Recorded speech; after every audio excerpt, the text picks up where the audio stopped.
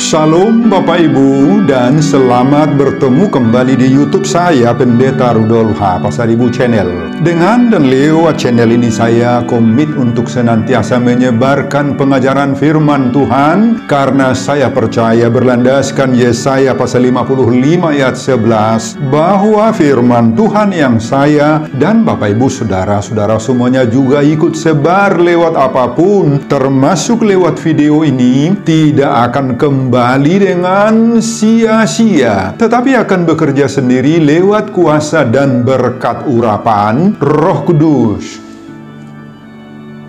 Mari Bapak Ibu saudara-saudara semuanya, saya ajak membantu saya menyebarkan pengajaran firman Tuhan khotbah di ibadah Minggu Quasimodogeniti 7 April 2024. Terambil dari kitab 1 Yohanes pasal 1 ayat 1 sampai pasal 2 ayat 2 dan epistel dari Mazmur pasal 133 ayat 1 sampai 3. Diikat oleh topik atau tema kita hidup di dalam terang. Dalam bahasa Batak Toba dituliskan marparange di bagasan hati uron. Saya baca untuk kita, simaklah pembacaan firman Tuhan berikut ini. Khotbah kita terdiri dari 3 perikop. Perikop pertama pasal 1 ayat 1 sampai 4 berjudul Kesaksian Rasul tentang Firman Hidup. Perikop kedua pasal 1 ayat 5 sampai 10 berjudul Allah adalah terang. Perikop ketiga dari pasal 2 ayat 1 sampai 10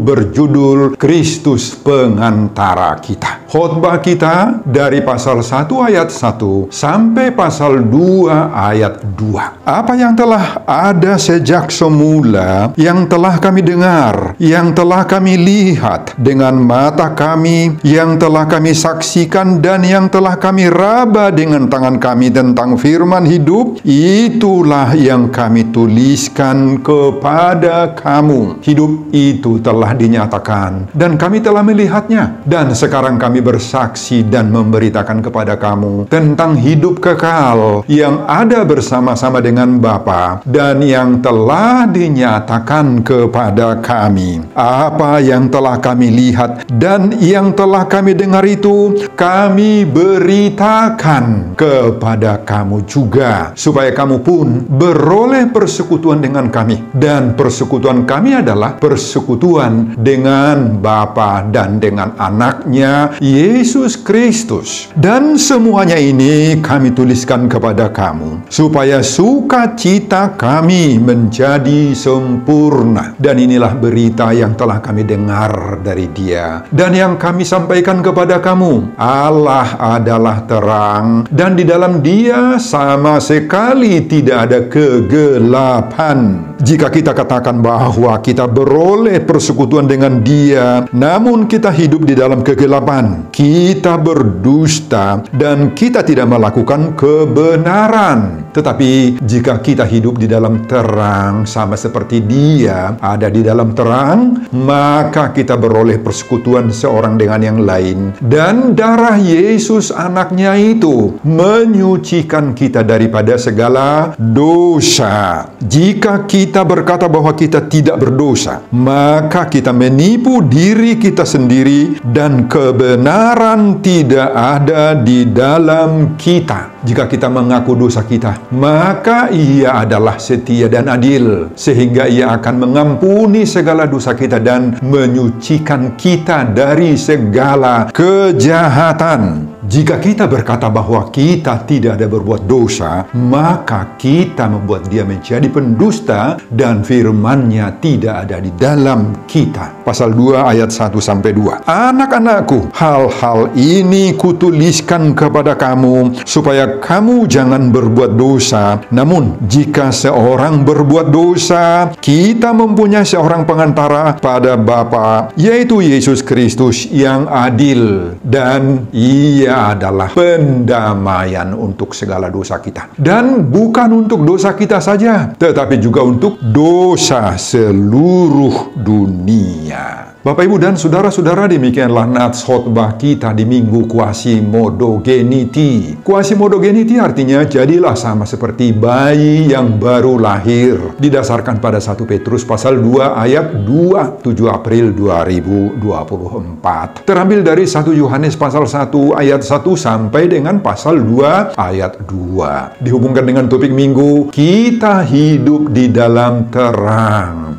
Saudara, ada permasalahan yang sangat berat dihadapi jemaat Kristen zaman ketika Rasul Yohanes menuliskan surat Yohanes ini, yakni munculnya pengajar-pengajar sesat atau guru-guru palsu di tengah-tengah jemaat. Kemunculan mereka ini sangat-sangat merusak kerohanian, keimanan, serta kepercayaan jemaat. Kehidupan gereja Kristen menjadi lemah. Kepercayaan jemaat terhadap pribadi Tuhan Yesus Kristus semakin memudar. Bahkan di tengah-tengah jemaat muncul perpecahan, saling menyalahkan, saling tuding-menuding. Saudara, apa yang diajarkan pengajar-pengajar sesat atau guru-guru palsu itu? Mereka mengajarkan ajaran-ajaran yang bertentangan dengan pengajaran yang benar yang sudah diberikan oleh para rasul. Mereka mengajarkan bahwa Yesus itu bukan Allah, hanya bayang-bayang dari Allah saja, kata mereka. Dalam bahasa teologisnya itu disebut doketisme. Doketisme artinya bayang-bayang. Mereka mendorong jemaat agar jangan percaya, jangan bersekutu, jangan bersahabat kepada Yesus. Kenapa? Karena Yesus itu hanya setengah Allah dan setengah manusia, kata pengajar-pengajar sesat itu. Bahkan mereka mengajarkan bahwa yang lebih utama dikembangkan oleh manusia adalah cara berpikirnya, pikirannya, otaknya, akal budinya. Inilah yang disebut dalam bahasa teologisnya gnostisisme. Dari kata Yunani, gnosis artinya pengetahuan, ilmu. Inilah kata mereka yang menyelamatkan manusia, bukan Yesus, kata pengajar-pengajar sesat itu. Saudara, Rasul Yohanes melihat kondisi ini sangat-sangat berbahaya dan harus secepatnya, segera itu diatasi, ditangkis, dikikis habis. Apa dan bagaimana Rasul Yohanes menghadapi pengajaran sesat ini? Apa isi pengajaran Rasul Yohanes untuk menghempang, memblokir pengajaran sesat itu? Mulai dari ayat-ayat permulaan, yakni ayat 1 sampai 4, Rasul Yohanes begitu jelas sekali menguraikan bagaimana keberadaan Tuhan Yesus dan hubungannya dengan Allah Bapa. Yesus Kristus itu sudah ada sejak semula. Kata Yohanes, kami telah mendengar, kami telah saksikan, dan kami telah meraba Dia. Yesus Kristus itu adalah Allah yang sungguh-sungguh dan manusia yang sungguh-sungguh, dua-duanya. Yesus Kristus itu bukan setengah-setengah Allah atau setengah-setengah manusia, enggak. Bukan juga bayang-bayang. Dalam bahasa Batak Toba, dakkalilung. Pada ayat 5 sampai 10, Yohanes melanjutkan penjelasannya bahwa lewat atau melalui Yesus itulah terjadi hubungan persekutuan antara kita orang-orang percaya ini dengan Allah Bapa. Selanjutnya Rasul Yohanes mengembangkan pengajarannya bahwa agar kita bisa bersekutu, berhubungan dengan Bapa, ada beberapa syarat-syarat yang harus kita penuhi, kata Yohanes. Pertama, pada ayat 5 sampai 7 kita harus hidup dalam terang.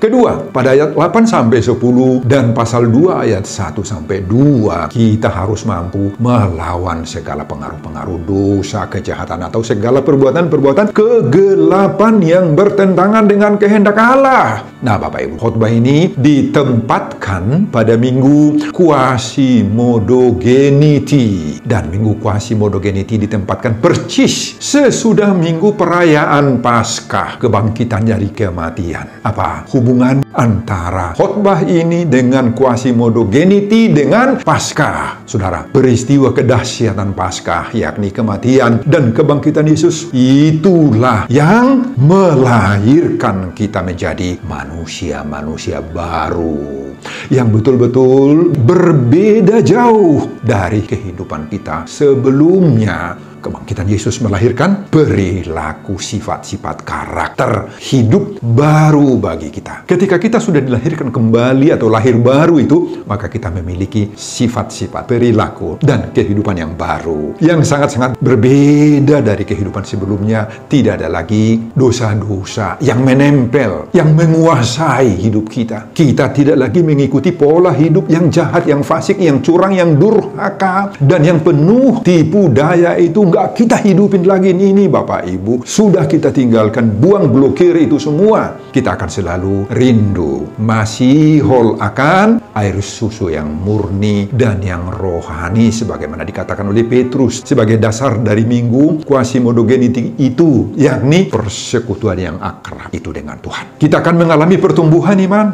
dan pertumbuhan ini berlangsung terus-menerus dalam hidup kita hingga kita menjadi Kristen yang mengalami kedewasaan iman. Nah, dengan kelahiran baru itulah maka kita hidup di dalam terang. Sebagaimana topik minggu Quasimodogeniti 7 April 2024. Bapak, Ibu, dan Saudara-saudara, itulah isi khotbah kita di minggu Quasimodogeniti tanggal 7 April 2024 yang terambil dari 1 Yohanes pasal 1 ayat 1 sampai pasal 2 ayat 2. Dihubungkan dengan topik minggu, kita hidup di dalam terang. Mari kita dalami pengajaran Tuhan. Bagaimana kita merealisasikan topik minggu ini dalam hidup kita sehari-hari, Bapak Ibu? Pengajaran pertama, mari kita bersaksi dan memberitakan perbuatan Tuhan. Ayat 1 sampai 4. Saudara, Rasul Yohanes mengalami dan menghadapi berbagai-bagai pergumulan berat akibat imannya mengikut Yesus. Dia mengalami ragam-ragam penderitaan. Dia ditangkap, dipenjarakan, bahkan dibuang ke Pulau Patmos. Namun tekad dan prinsipnya mengikut dan menyaksikan Yesus itu tidak pernah berhenti. Dia menulis Injil. Dia menulis ketiga-tiga surat 1, 2, 3 Yohanes. Dan terakhir dia menulis Wahyu Yohanes. Semuanya pengalaman pahit itulah yang menjadi berita Injil, yang mendasari khotbah-khotbah pengajaran yang efektif dan akurat yang disampaikan oleh Rasul Yohanes ini. Saudara, Yohanes tidak hanya sekedar menyampaikan khotbah atau pengajarannya akan firman Tuhan itu lewat kata-kata, lewat ucapan, lewat suara yang terdengar saja, tetapi menyampaikan pengajarannya lewat surat, Bapak Ibu. Sebagaimana pada ayat 4 khotbah ini, pengajaran lewat surat, kita semua tahu, sangat berbeda jauh dari kata-kata, dari ucapan, dari pengajaran lisan. Ucapan atau pengajaran lisan ini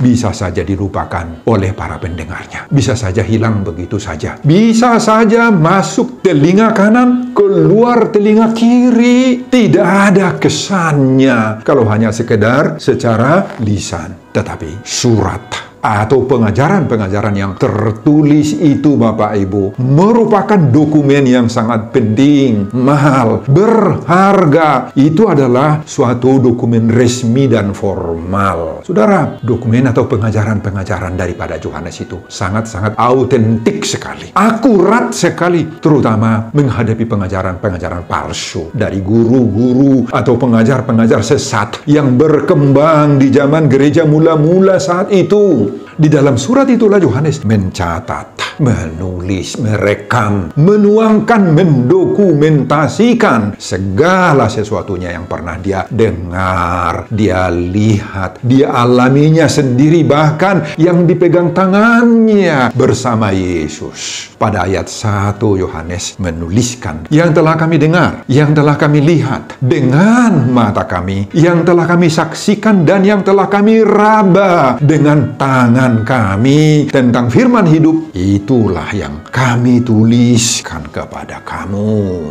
Nah, Bapak, Ibu, dan Saudara-saudara, kita lihat di situ begitu efektifnya memberitakan, menyaksikan pengalaman-pengalaman kita itu tentang Yesus, tentang kuasa dan perbuatan Allah di dalam hidup kita ini. Begitu efektifnya lewat tulisan-tulisan atau lewat pengajaran-pengajaran kita atau pengalaman-pengalaman kita, Bapak Ibu. Itulah menjadi khotbah, itulah pengajaran yang baik, itulah berita nauli Injil atau firman yang bisa membawa, mengajak, mendorong orang lain agar semakin percaya kepada Kristus. Penginjilan atau khotbah yang paling efektif di masa kini, masa sekarang Bapak Ibu adalah bersaksi lewat pengalaman-pengalaman pribadi kita tentang perbuatan Yesus, perbuatan Allah dalam diri kita, dalam keluarga kita, bahkan dalam gereja kita. Nah, Bapak, Ibu, dan Saudara-saudara, sudah waktunya pengalaman dan pengajaran Yohanes ini juga kita terapkan, kita realisasikan menjadi bahagian diri kita sendiri. Tidak soal, Bapak Ibu, apakah kita seorang jemaat biasa, seorang jemaat biasa pun, yang tidak ada latar belakang pendidikan teologisnya sama sekali. Dan tentunya juga para hamba-hamba Tuhan, pemangku-pemangku jabatan gerejawi ya, mari bersaksi dan memberitakan perbuatan Tuhan tentang yang kita alami, kita terima dari Tuhan, atau kita rasakan sendiri dalam hidup kita ini perbuatan-perbuatan Tuhan, dan bahkan kita dengar atau kita lihat diperbuat oleh Tuhan kepada orang-orang lain di sekitar kita. Itu bisa kita saksikan. Mari kita saksikan itu. Adakah, pernahkah saudara menerima, merasakan campur tangan Tuhan yang menurutmu sangat-sangat luar biasa, bahkan menjadi mujizat-mujizat, keheranan, tidak masuk logika berpikir kita? Mari kita saksikan itu semuanya, perbuatan-perbuatan Tuhan itu, Bapak Ibu. Mari. Pernahkah saudara merasakan bahwa penyakit yang kamu derita itu sudah sangat-sangat berat sebenarnya? Sudah sangat-sangat fatal sekali.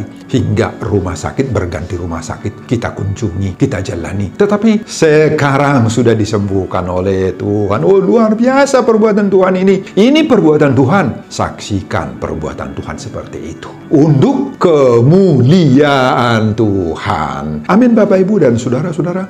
Hiadapot muaka pasu-pasu naso apalah hinirim huyan. Pernah kamu dapat berkat-berkat yang sebelumnya tidak kamu harap-harap? Tentang anakmu, putrimu, dapat jodoh yang baik, dapat pekerjaan yang pas. Nah, saksikan itu, tuliskan itu, beritahukan itu kepada temanmu. Itulah Injil, itulah berita kesukaan saat ini, Bapak Ibu. Amin. Dengan demikian, maka kita sudah hidup di dalam terang. Sebagaimana topik Minggu Quasimodogeniti ini, pengajaran kedua, hiduplah di dalam terang, jauhi kegelapan. Ayat 5-7. Saudara, lawan dari terang, hati urun adalah gelap, golap, atau hulum. Artinya apa? Kalau ada orang yang hidup dalam terang, maka tentu saja akan ada juga orang yang hidup dalam kegelapan, hagulapun, hahulumun. Bagaimana hidup di dalam terang hati urun itu? Saudara, tentu sekali mudah kita pahami secara sederhana. Orang yang hidup di dalam terang, merenguluh hati urun, nampak itu ketika kita sudah bisa menjaga diri kita tetap. Sekali lagi, menjaga diri kita tetap bagaimana? Tetap dalam kejujuran, keadilan, tetap dalam kebenaran. Kalau kita katakan di sini tetap, itu berarti bukan sewaktu-waktu saja, bukan hanya pada saat-saat tertentu kita jujur, di saat-saat yang lain sudah mulai melempem. Tetapi di sepanjang hidup kita, ini kita bisa jaga, kita bisa pelihara, tetap kita bisa jujur, adil, benar. Orang yang hidup dalam terang adalah orang yang suka berterus terang. Tidak ada dusta dalam dirinya. Tidak ada hal-hal yang harus disembunyikan dalam hati. Semuanya terungkap dengan baik, dengan benar. Dan di atas semuanya itu, orang yang hidup dalam terang selalu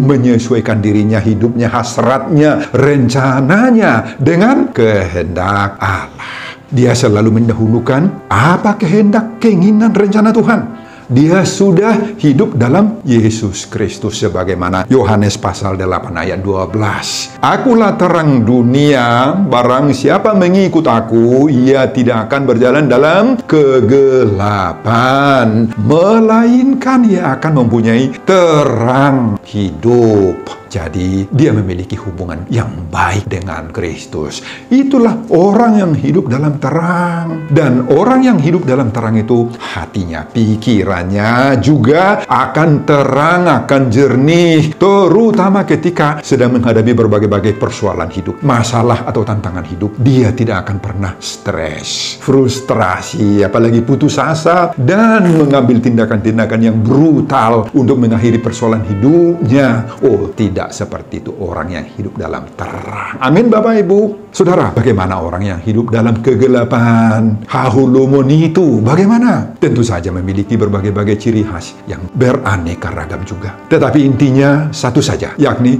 senang berbuat dosa, senang berbuat jahat, berbuat kecurangan dalam berbagai-bagai praktek. Mungkin penipuan, mungkin mencuri, membunuh, berzina, memfitnah, bermain judi, menyebarkan gosip, dan lain-lain. Oh, kita tidak perlu menyebutkan satu persatu dalam khotbah ini. Bisa kamu lanjut untuk menyebutkannya. Sebutkan. Mereka yang hidup dalam kegelapan itu sungguh sangat-sangat senang berbuat dosa apa saja. Dan bahkan mengajak sesamanya, orang-orang lain, teman-temannya yang dekat dengan dia, berbuat dosa seperti yang dia lakukan itu. Mereka kerap kali hidup berpura-pura suci, berpura-pura alim, sering berbuat baik juga. Tetapi tujuannya berbuat baik itu hanya untuk menyembunyikan kebiasaan dosanya. Mereka rajin berminggu juga. Bahkan banyak di antara mereka yang ikut dalam berbagai-bagai pelayanan gereja, di anggota KOR, di anggota seksi-seksi panitia, dan lain-lain. Bicaranya juga lembut, hatana lemes-lemes, lamot-lamot, soina mata guna, bigiun, HP rohana. Hatinya penuh dendam, Bapak Ibu, dendam, penuh dengki iri hati, mudah terpancing, tersulut, marbada, martokar, murah, julak-julak, hati-hati. Oh, Bapak Ibu, saudara-saudara. Nah, ini Bapak Ibu hidup kegelapan. Ngulu hahulomoni. Belum lagi kita sebut mereka cenderung memiliki kuasa-kuasa gelap, jimat-jimat. Suka berdukun, suka pakai penjaga-penjaga rumah, penjaga-penjaga daging. Oh, Bapak Ibu dan saudara-saudara, Minggu Quasi-Modogeniti ini menyadarkan kita sudah dilahirkan baru oleh kematian kebangkitan Yesus. Jangan lagi hidup dalam kegelapan seperti itu. Jangan lagi, Bapak Ibu. Jangan lagi, Amang. Jangan lagi, Inang. Naposo bulung. Semua kita diingatkan, jangan lagi. Surat Yohanes dalam khotbah ini juga sudah mengingatkan kita, khususnya topik minggu ini, agar kita mau hidup di dalam terang. Marparangi di bagasan hati urun, tampilkanlah hidup dalam terang. Marparangi hati urun mahita dalam perilaku kita sehari-hari sebagai wujud kelahiran baru kita. Amin, Bapak Ibu dan saudara-saudara. Pengajaran ketiga, jangan ulang-ulangi berdosa. Unak saya dati bimardosai, ayat 8 sampai pasal 2 ayat 2. Saudara, Yohanes mencoba menyelami hidup pendosa-pendosa ini sehingga menyimpulkan dalam surat ini mereka tidak mau mengakui dirinya sebagai pendosa sebagaimana ayat 8 sampai 10. Nggak mau. Saudara, apa yang kita lihat dari kesaksian Yohanes ini, baik pada masa Yohanes saat itu maupun pada masa kita di saat sekarang ini, sudah banyak sekali orang-orang yang buta. Sekali lagi buta terhadap apa itu dosa. Bagi banyak orang, Bapak Ibu, dosa hanya dianggap ketika dia mencuri, membunuh, atau berzinah, dan sejenis dengan itu. Sedangkan perbuatan-perbuatan seperti misalnya ketidakpercayaan kepada Yesus tidak dianggap dosa. Memfitnah orang, menyebarkan berita-berita hoaks, enggak dianggap dosa. Melakukan suap menyuap dianggap atau disebut itu apa? Menerima hadiah atau pemberian. Padahal suap, perbuatan zina, pelacuran, menjual kehormatannya. Apa itu dikatakan orang? Bukan dosa dikatakan orang. Itu hanya digelari pekerja seks. Dan orang yang memperkosa orang lain hanya disebut apa? Pelecehan atau melecehkan. Itu saja. Apa artinya itu, Bapak Ibu? Artinya tidak diakui perbuatan-perbuatan jahat seperti itu sebagai dosa. Tetapi hanya sekedar kesalahan. Praktek-praktek seperti inilah yang sangat-sangat dicela oleh Rasul Yohanes pada saat menulis surat ini. Hidup sudah samar-samar, tidak jelas sama sekali, tidak hitam, tidak putih, dan praktek yang sama juga sudah begitu terbiasa pada banyak jemaat, pada banyak orang di masa kita sekarang ini. Saudara, inilah yang disebut Yohanes pada ayat 8. Menipu diri sendiri. Dan kebenaran tidak ada di dalam kita. Kalau sudah begitu hidup kita, dalam bahasa Batak Toba, tapawototo, do dirita. Wah, ini sangat rusak.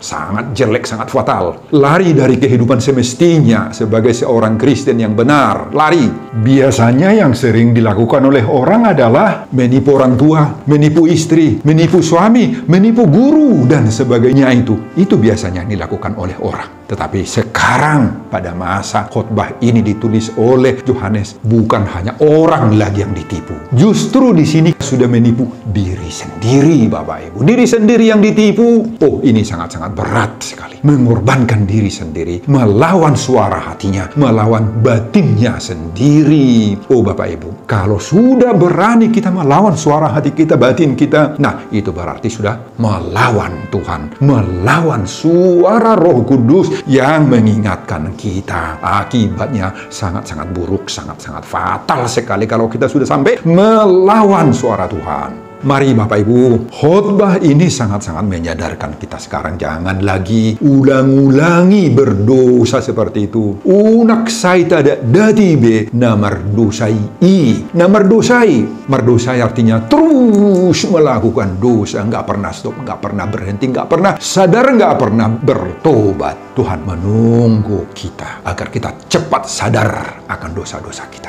Mari kita mewujudkan dalam diri kita ini, dalam keluarga kita, dalam kumpulan kita, dan dalam persekutuan kita, Bapak Ibu, agar kita hidup di dalam terang, marparange di bagasan hati rumah kita. Sebagaimana topik minggu, kuasi modogeniti 7 April 2024. Sebelum saya mengakhiri khotbah ini, kembali saya mengajak Bapak, Ibu, dan saudara-saudara untuk membantu saya menyebarkan firman Tuhan. Khotbah di ibadah Minggu Kuasi Modogeniti 7 April 2024 dari 1 Yohanes pasal 1 ayat 1 sampai dengan pasal 2 ayat 2 ini, agar kita mampu merealisasikan seruan topik minggu ini. Kita hidup di dalam terang, marparange di bagasan hati termotivasi lewat khotbah ini. Simak juga video-video khotbah saya yang lain agar Bapak, Ibu, dan saudara-saudara memiliki sentuhan dan pemahaman rohani yang semakin diperkaya. Buka di YouTube saya, Pendeta Rudolf H. Pasaribu Channel. Selamat mengikuti ibadah Minggu Kuasi Modogeniti buat kita semuanya. Tuhan Yesus memberkati kita. Salam Horas. Amin. Oh Bapa Surgawi, terima kasih untuk firman yang Engkau berikan kepada kami saat ini, supaya mampu menghadapi segala tantangan, pergumulan, permasalahan hidup. Oh Bapa Surgawi, izinkan kami pada saat ini, ketika kami mendengar khotbah ini, supaya kami terbantu juga untuk melawan semua praktek-praktek yang tidak Kau kehendaki. Biarlah kami menyadari kekurangan-kekurangan, keberdosaan yang ada pada kami, supaya kami meninggalkannya, membuangnya, memblokirnya, melawannya. Izinkan kami Tuhan untuk tidak lagi mengulang-ulangi semua dosa-dosa, kesalahan-kesalahan, kekurangan-kekurangan, dan kami mau berubah. Kami mau mengaplikasikan intisari daripada Minggu Kuasi Modogeniti, karena kami sudah Engkau lahirkan menjadi manusia-manusia baru. Kami sudah lahir di dalam Yesus Kristus. Terpujilah nama-Mu Bapa hari ini dan untuk selama-lamanya. Berkati hamba-Mu dalam mempersiapkan khotbah-khotbah berikutnya, dan semuanya ini saya peruntukkan bagi kemuliaan hormat untuk nama Tuhan. Dalam nama Yesus saya berdoa. Amin.